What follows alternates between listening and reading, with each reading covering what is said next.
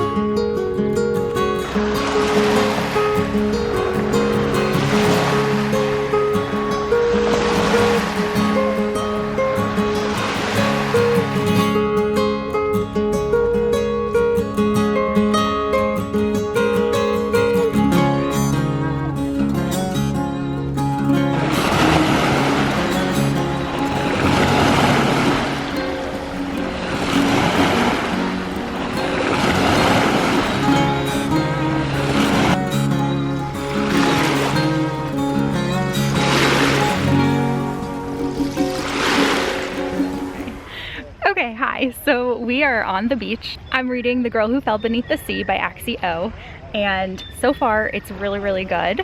I read about half of it this morning. There are so many bugs at this beach, so just ignore me if I start swatting things. The Girl Who Fell Beneath the Sea is a feminist retelling of a Korean folktale. We're following Mina, who sacrifices herself to become the bride of the sea god.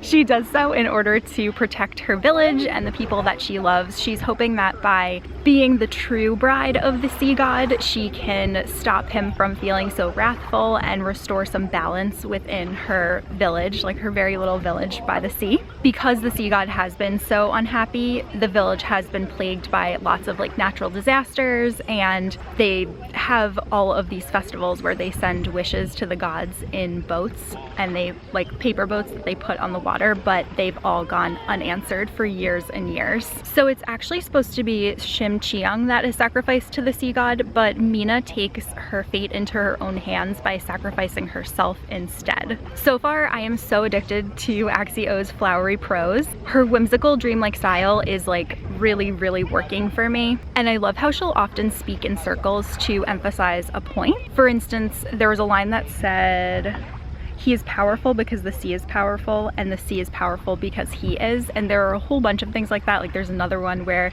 her grandmother would always say that not all storytellers are grandmothers, but all grandmothers are storytellers, and I thought that was really cute. It's also very clear that Axie was really inspired by Studio Ghibli. This has so many Spirited Away vibes, and I think that I'm going to have to watch that film when I get home tonight. So far, there are really strong themes of feminism and family. I'm really looking forward to reading more as the day progresses, but right now Andrew and I are going to head to brunch. We're going to this restaurant called Nantucket's, and we went there last year and I really loved it, so I'm hoping that this year's meal will live up to my memories of last year's.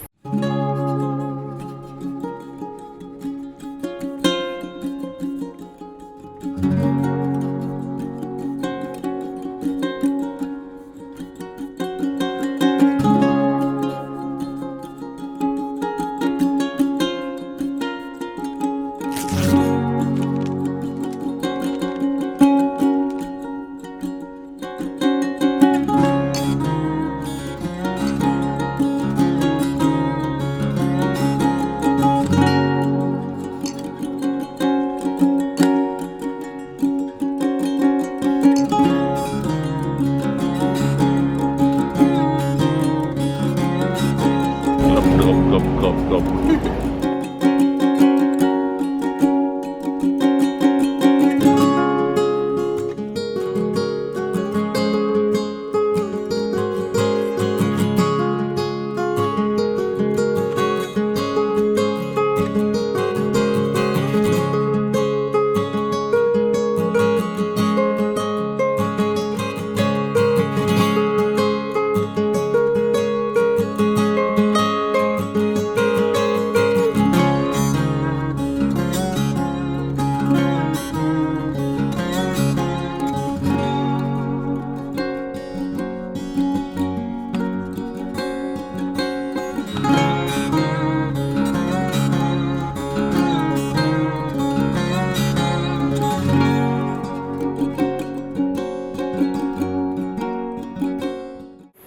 Finished our brunch at Nantucket's, and thankfully it was just as good as I remembered.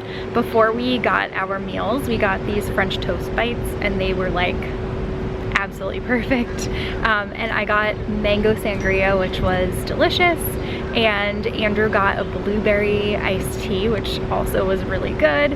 And then I couldn't eat a lot of my food because I was so full from the French toast bites, sadly, but it was really delicious, and I kind of want to already come back again. But now we're gonna go to a little park. We're actually in the park right now, and I'm gonna do a little bit more reading, and yeah, that's the plan.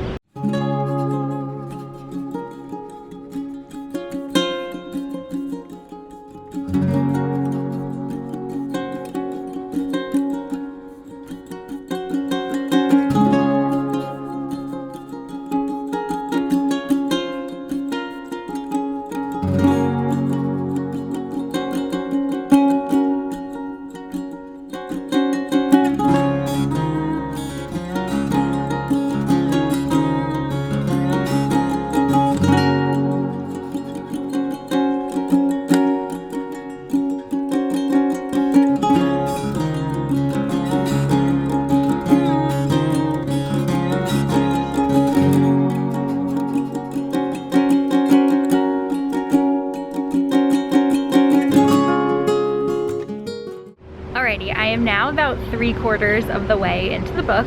I am just loving this book with my whole heart. I'm really loving how immersive Axie's descriptions of the spirit world are. I feel like I can so clearly visualize exactly what she is saying, and it's really bringing the story to life for me. I also really adore our main character, Mina. She is both headstrong and heartstrong, and she is like so brave. So I feel like I can kind of predict one of the directions that the story is heading in, but not like in a bad way where I'm finding it predictable. Because this book reads more like a folktale, fairy tale kind of thing, I think that there's always like that little element of predictability to it, because you kind of go into those stories having an idea of how things are going to play out, and it doesn't detract from things. It's more just like comforting. I'm always so in awe of authors who are able to tell such a compelling story when the reader kind of like has an idea of what's going to happen, and I really think that Axie is just like excelling at telling Mina's story. So next we're gonna go and get some ice cream. We're both really hungry for it, right Andrew? I'm so full. We're both so full from breakfast. But every time that I plan something, I always plan ice cream, and then we're always full, but we just get it anyway, because how could we not, right? We could not. You could not, exactly. I see what you did there. At breakfast, I was like, next is ice cream, and Andrew was like, why do you do this? It's gonna be good. It's gonna be great.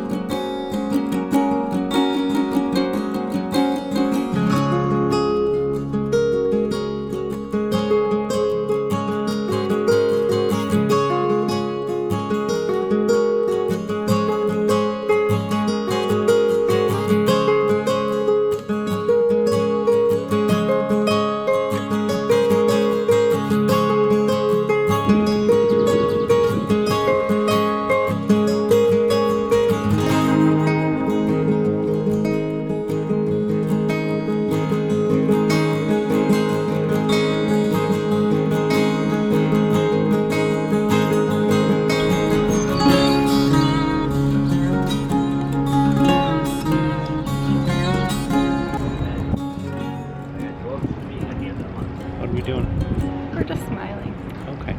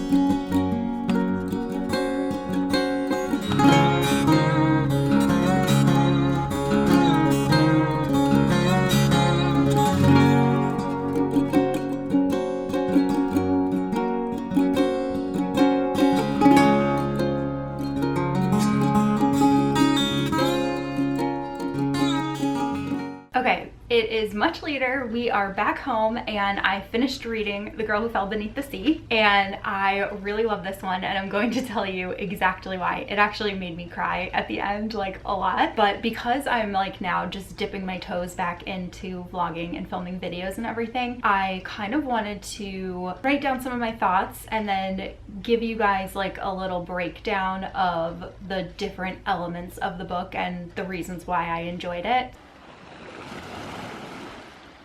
So first I'm going to talk about the plot and pacing, and since I already described the plot earlier in this vlog, I'm going to keep that portion of this section kind of brief and more so focus on the pacing. So I would say that this story moves at a pretty quick pace because right off the bat in the first chapter is when Mina goes and sacrifices herself, so things start moving like super quickly, and then once she is down in the spirit realm, she only has 30 days in order to try to make things better before she'll turn into a spirit herself and lose her humanity. And I'll also say that even before I saw this absolutely stunning book cover, I was completely interested in reading this story just based on the synopsis alone. It just sounded so good. I always tend to love fantasy that involves the ocean or the sea, or if there are like pirates or something, and this one absolutely delivered.